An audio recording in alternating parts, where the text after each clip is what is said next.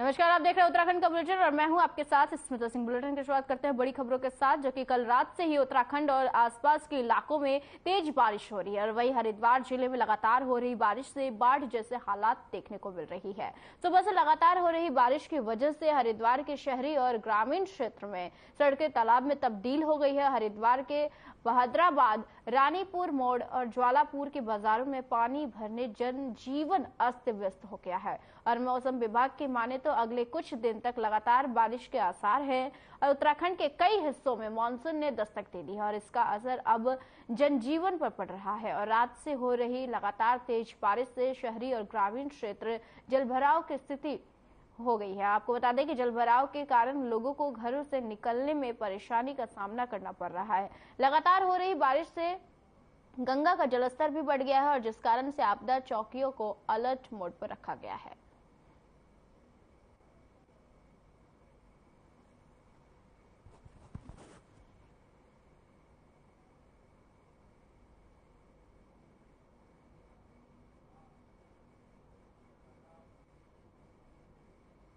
काशीपुर में anti human trafficking आपको बता दें कि यूनिट के टीम ने एक मॉल में स्थित कैफे पॉइंट में छापेमारी की और हालांकि टीम के पहुंचने से पहले ही कैफे संचालक कैफे बंद करके फरार हो गया और इस दौरान टीम ने मॉल के मैनेजर को सख्त हिदायत दी है कि वह कैफे संचालकों से पारदर्शिता अपनाए जाने को कहे हैं और ऐसा न करने पर कैफे को न चलने दे।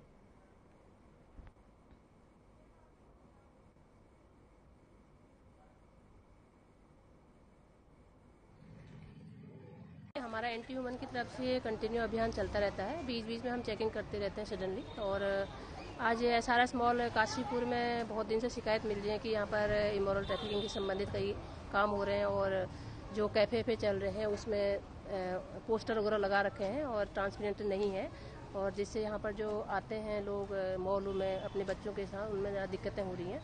तो इसमें हमने आज छापामारी करी यहाँ पर लोकल पुलिस के साथ और लेबर डिपार्टमेंट वगैरह सभी हमारे साथ में हैं आज। तो अभी फ़िलहाल यहाँ पर तो 2 कैफ़े हैं वो बंद हैं, 4 कैफ़े हैं और उनके जो यहाँ के मैनेजर हैं उनको भी बता दिया गया है और जो कैफ़े जो संचालक हैं उनके प्रॉपर तरीके से पूरे एसओपी का पालन करेंगे और जो ये जो लगाए गए हैं फ्लैक्सी वो सारे हटाएंगे। बताया गया कि पहले भी यहाँ पर शिकायत आई है और अभी इसके बाद भी अगर ये इस तरह से मिलते हैं तो फिर हम इसके खिलाफ फिर आगे का।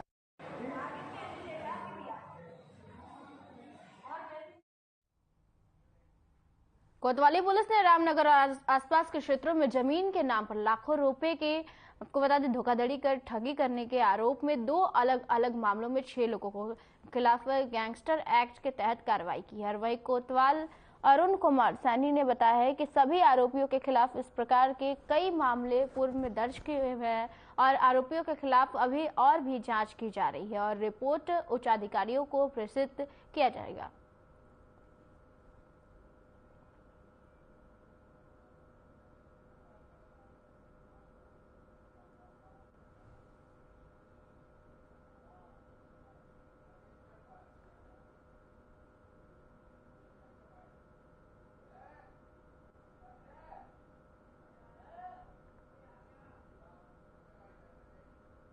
रामनगर में रहने वाले 12 वर्षीय नाबालिग किशोर ने संदिग्ध कारणों के चलते परिजनों की गैर मौजूदगी में अपने घर में फांसी लगाकर आत्महत्या कर ली और घटना की जानकारी मिलने पर जहां एक और परिजनों में कोहराम मचा हुआ है, वहीं पुलिस भी मामले की जानकारी में जुट गई है। वहीं आपको बता दें कि कोतवाल अरुण कुमार सैनी ने बताया कि मंडी क्षेत्र में रहने वाली एक 12 वर्षीय किशोरी ने अज्ञात कारणों के चलते घर में फांसी लगाकर आत्महत्या कर ली और उन्होंने बताया कि सूचना मिलने पर पुलिस ने शव को कब्जे में लेकर मामले की जांच शुरू कर दी है और पोस्टमार्टम रिपोर्ट आने के बाद मौत के वास्तविक कारणों का पता चल सकेगा।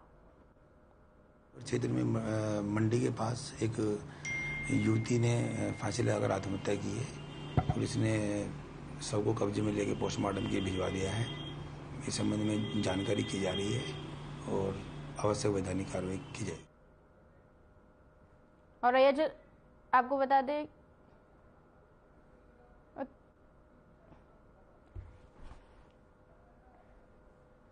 कि रामनगर से खबर है जो कि नाबालिग ने फांसी लगाकर आत्महत्या कर ली है और परिजनों में कोहराम मचा हुआ है, जिसको लेकर आपको बता दें कि पुलिस प्रशासन जांच में जुट गई है।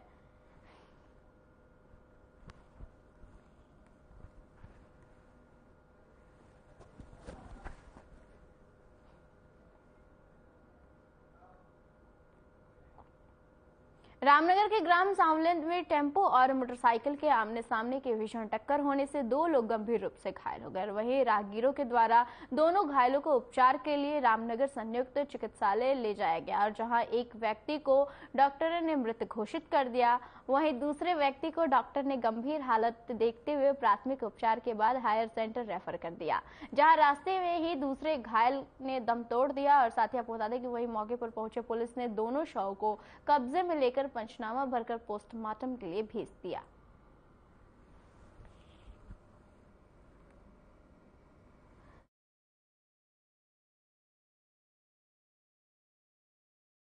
इसमें टेम्पो और बाइक का एक्सीडेंट हुआ है सालदे पुल के पास पे, जिसमें बाइक सवार 2 लड़के हैं। एक का नाम है प्रदीप कुमार, दूसरे का नाम आपका रवि। तो दौरान इलाज दोनों की मृत्यु हो गई है। पंचायतनामा और पोस्टमार्टम की कार्रवाई चल रही है। बाकी जांच में जो आएगा वो आपको बता देंगे, अवगत करा देंगे।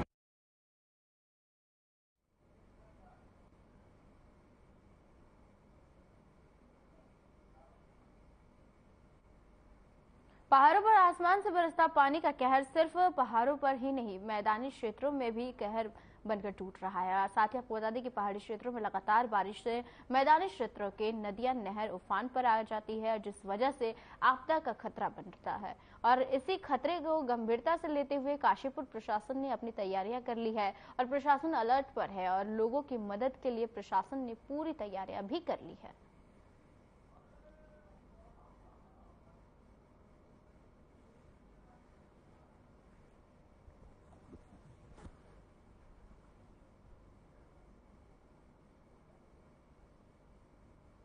इसको निपटने के लिए हमने एक कंट्रोल रूम भी बनाया है और हमारे यहाँ 2 नदियाँ हैं मेन, एक कोसी नदी और एक ढेला नदी। इसके जो कैचमेंट एरिया में गांव हैं लगे हुए, उन्हीं में बाढ़ का खतरा रहता है। तो इसको देखते हुए 8 बाढ़ चौकियाँ बनाई गई हैं, उसमें ड्यूटियाँ भी लगा दी गई हैं और 2 हमने राहत बचाव केंद्र भी बनाए हैं। एक हमारा नवीन मंडी काशीपुर और एक किसान इंटर कॉलेज कुंडेश्वरी में। इससे अगर पानी बढ़ता है तो हमें इसकी सूचना ऊपर बैराज से और डैम से भी आती है।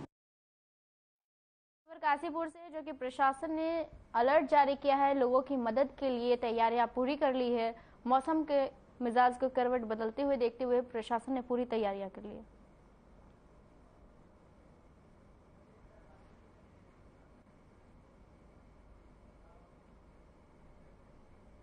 प्रदेश में लगातार हो रही बारिश के मद्देनजर मुख्यमंत्री पुष्कर सिंह धामी ने सचिवालय के आपदा कंट्रोल रूम का निरीक्षण किया है और इस मौके पर उन्होंने अधिकारियों से जिलों के बारे में जानकारी ली है। मुख्यमंत्री पुष्कर सिंह धामी ने पीडब्ल्यूडी, आपदा प्रबंधन, सिंचाई, विद्युत विभाग, परिवहन विभाग, फायर, एसडीआरएफ के साथ कई विभागों के अधिकारियों से पूरी जानकारी ली है। मुख्यमंत्री पुष्कर सिंह धामी का कहना है कि जिस तरह से बारिश हो रही है, ऐसे में अधिकारियों को अलर्ट पर रहने के निर्देश भी दिए गए हैं और अभी बारिश का सिलसिला चल रहा है और ऐसे में प्रदेश में आने वाले सभी श्रद्धालुओं से मुख्यमंत्री पुष्कर सिंह धामी ने अपील की है कि मौसम के मिजाज को देखकर यात्रा करें।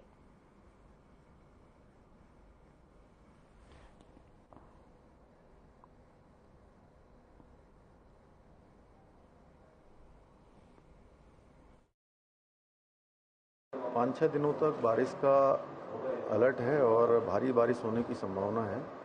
उसको देखते हुए आज आपदा प्रबंधन के जो काम चल रहे हैं उसके बारे में सब जगह जानकारी ली है। जिलाधिकारियों से भी बात की है, यहाँ पर आपदा प्रबंधन सचिव भी सब देख रहे हैं।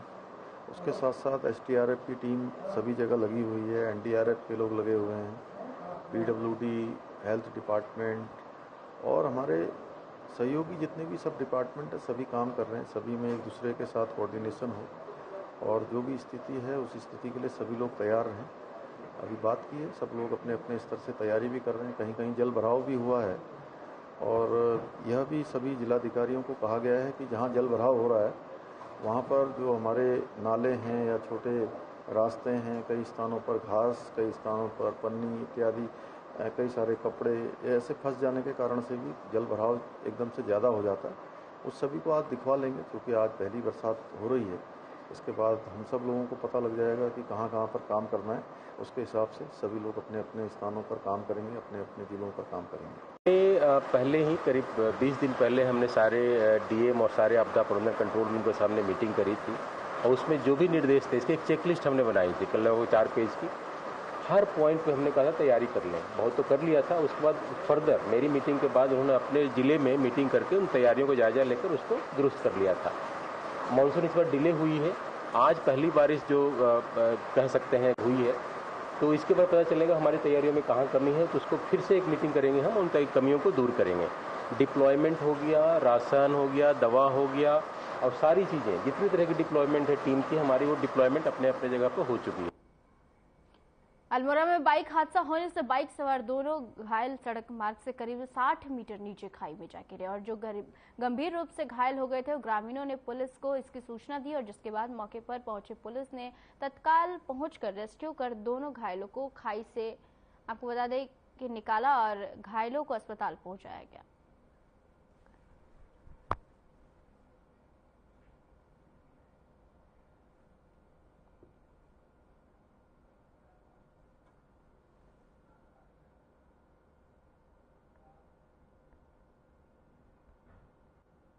उत्तराखंड पुलिस लगातार ड्रग और नशे का कारोबार करने वालों पर नकेल कसने में लगी हुई है और इसी कड़ी में मुनी की रेती थाना पुलिस ने युवाओं को ड्रग के दुष्परिणामों की जानकारी लेकर जागरूक करना शुरू किया और पुलिस का मानना है कि युवाओं के जागरूक होने से ड्रग के डिमांड कम होगी और ऐसे होने से ड्रग का धंधा करने वाले खुद ब खुद इसको छोड़ने पर मजबूर होंगे और वहीं बाकी पुलिस ड्रग पेडलरों को सूचना के आधार पर गिरफ्तार कर जेल पहुंचाने का काम किया जा रहा है। और इंस्पेक्टर रितेश शाह ने बताया कि थाना क्षेत्र अंतर्गत सभी स्कूलों में जाकर युवाओं को जागरूक करने का प्रयास पुलिस कर रही है और युवाओं को खेल के प्रति भी आकर्षित किया जा रहा है।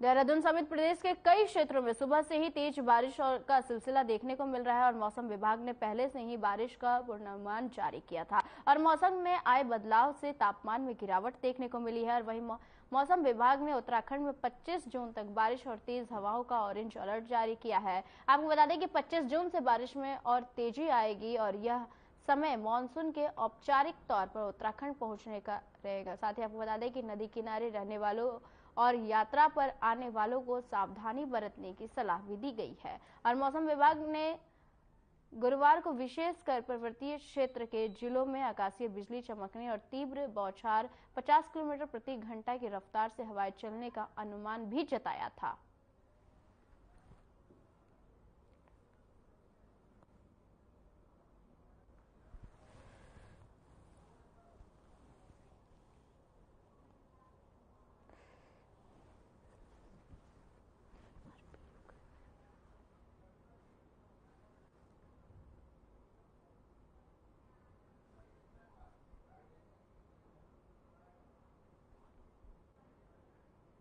बाईस से जो देखेंगे आप, जो एक्टिविटी वो बढ़ने वाली है और उसमें खासकर जो फुटिल के अलावा के हमारे डिस्ट्रिक्ट है उसमें बढ़ेंगी और जो अंदर के डिस्ट्रिक्ट है उसमें भी वो रहेंगी।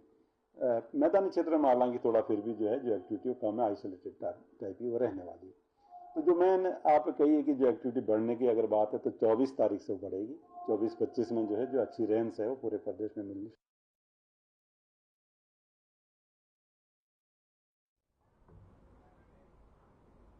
राजधानी देहरादून के विकास नगर में युवक की बेरहमी से पिटाई करते हुए पुलिस के जवान का वीडियो सोशल मीडिया पर वायरल हो रहा है और जहां पर एक पुलिसकर्मी एक युवक की पिटाई करते हुए दिख रहा है। आपको बता दें कि वहीं पास खड़ा एक शख्स ने पुलिसकर्मी द्वारा युवक की पिटाई करने के वीडियो को अपने कैमरे में कैद कर लेता है और जिसके बाद ये वीडियो सोशल मीडिया पर तेजी से वायरल हो रहा है। साथ ही आपको बता दें कि फिलहाल पुलिस इस पूरे मामले की जांच में जुटी हुई है।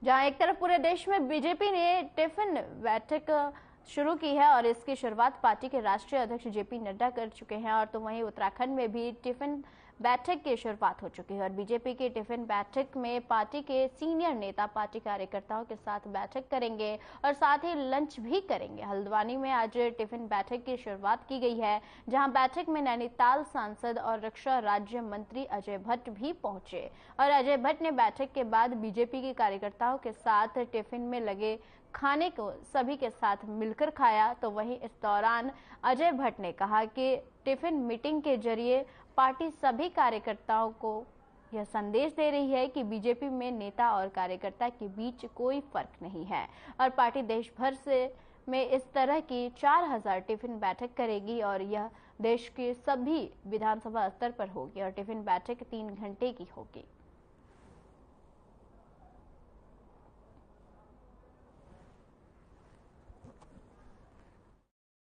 कि 9 वर्ष का कार्यकाल पूर्ण हुआ।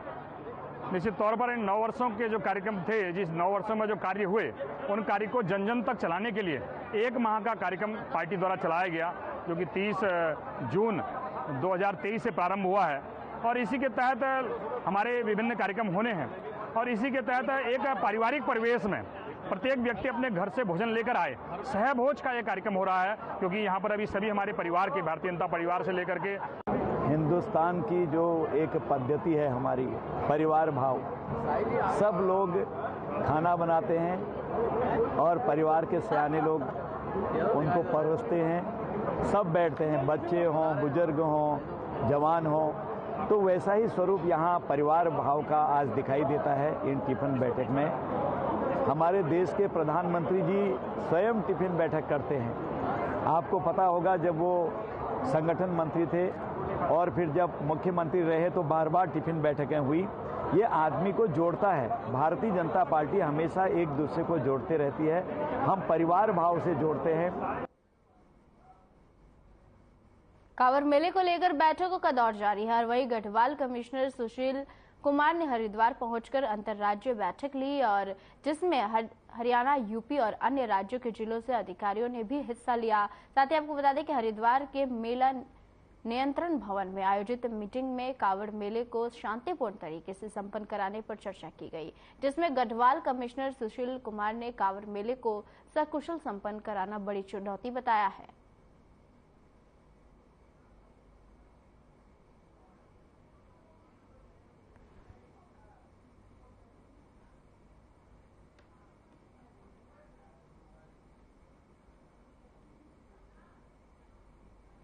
हमेशा से ये कांवड़ मेला पुलिस के लिए बड़ी चुनौती रहा है, क्योंकि ये यातायात का जो प्रबंधन है, विशेषकर जो इतनी बड़ी संख्या में केवल एक सप्ताह में ही 3 से 6 करोड़ के बीच में इनका आवागमन है, यहाँ आना, फिर उसको मूवमेंट करना और उसको व्यवस्थित करना, ये पुलिस के लिए बहुत बड़ी चुनौती है। तो इस हरियाणा राज्य के कुछ जनपदों के अधिकारी, उत्तर प्रदेश के जो हमारे बॉर्डरिंग डिस्ट्रिक्ट हैं उनके अधिकारी आए हैं, उत्तराखंड राज्य के जो आसपास के जिले हैं सभी पुलिस के अधिकारी और प्रशासन के अधिकारी इसमें शामिल हैं। कांवड़ यात्रा 2023 में को देखते हुए तैयारियों के संबंध में एक कोऑर्डिनेशन बैठक हुई है।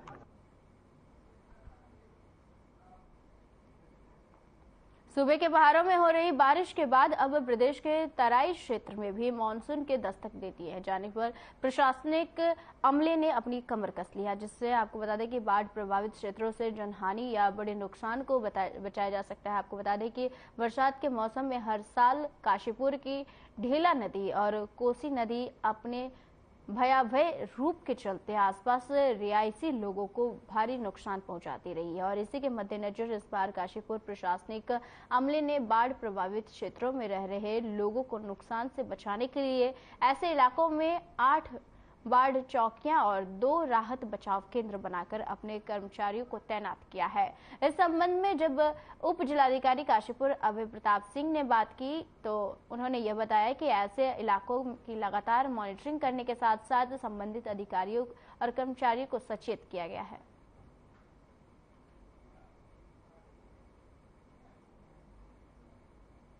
इसको निपटने के लिए हमने एक कंट्रोल रूम भी बनाया है और हमारे यहाँ 2 नदियाँ हैं मेन, एक कोसी नदी और एक ढेला नदी। इसके जो कैचमेंट एरिया में गांव हैं लगे हुए, उन्हीं में बाढ़ का खतरा रहता है। तो इसको देखते हुए 8 बाढ़ चौकियां बनाई गई हैं, उसमें ड्यूटियां भी लगा दी गई हैं और 2 हमने राहत बचाव केंद्र भी बनाए हैं, एक हमारा नवीन मंडी काशीपुर और एक किसान इंटर कॉलेज कुंडेश्वरी में। कहूँगा कि दोनों नदी जो है कोसी और ढेला, ये हमारे यहाँ आने से पहले ये हमारे से ऊपर क्षेत्र जो है रामनगर के आसपास ही इससे आती हैं, तो वहाँ से भी हम लगातार संपर्क में रहते हैं। जैसे अगर पानी बढ़ता है तो हमें इसकी सूचना ऊपर बैराज से और डैम से भी आती है, तो समय रहते हम लोगों को वहाँ से गाँव से जो लगे हुए गाँव हैं ढेला या कोसी से, वहाँ से हम लोगों को रेस्क्यू कर लेते हैं, पहले ही कर लेते हैं और समय समय पे ज़रूरत पड़ने पे हम वहाँ पे अनाउंसमेंट भी कराते हैं। वहाँ के जो जनप्रतिनिधि हैं उनको भी उनके साथ भी संपर्क में रहते हैं। और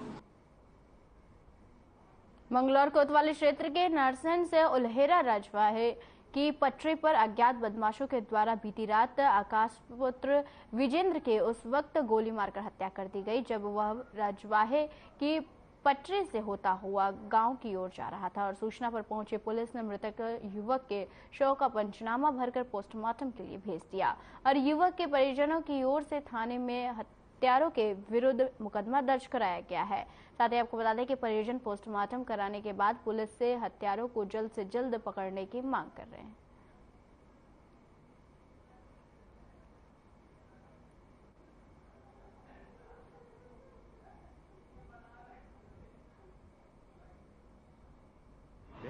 करीब 8-9 बजे के आसपास, तो उसमें जो है आकाश लड़का है यहाँ का, तो उसके दोस्त और वो दोनों साथ गए थे मोटरसाइकिल से, फिर उसकी डेड बॉडी यहाँ मिली थी, उसमें मुकदमा दर्ज किया गया है और मुकदमा दर्ज करके पोस्टमार्टम कराया गया है।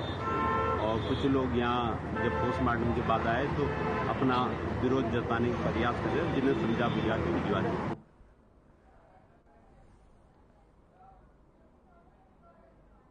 उत्तराखंड के बुलेटिन में फिलहाल के लिए इतना ही। मुझे दीजिए इजाजत। नमस्कार।